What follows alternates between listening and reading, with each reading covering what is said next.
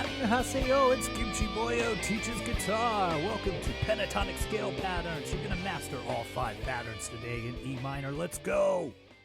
So we have 5 notes here: E, G, A, B, D, and then we're going to have the repeat of the E on the 12th fret here, and we are going to build a pattern from each one of these notes. Our first step will just be connecting and building these scale patterns from each one of these notes. And then eventually we want to know what these sound like over specific chords. Here's our first pattern, starting on our open E. And remember, we're going to see this pattern again on the 12th fret.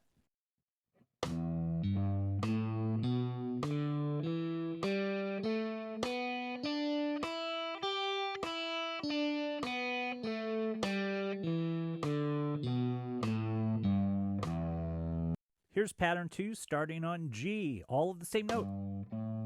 One thing to consider as you're playing through these patterns is that all of these patterns now, we will only be using the fingerings 1 and 3 and 1 and 4 for easy memorization. All right, pattern 3, starting on the note A. Remember, we're still playing the same 5 notes, E, G, A, B, D. But in this case, we're starting from the A and we're going A, B, D, E, and G.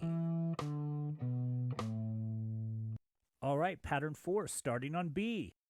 This pattern starts with the fingerings 1, 4, 1, 4.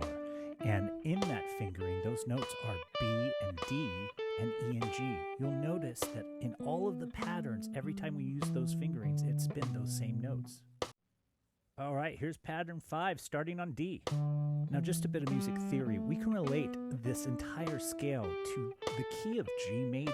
In fact, this scale is just a G major scale with 2 notes left out. And those 2 notes are C and F sharp. All right, we're actually back to E, an octave up.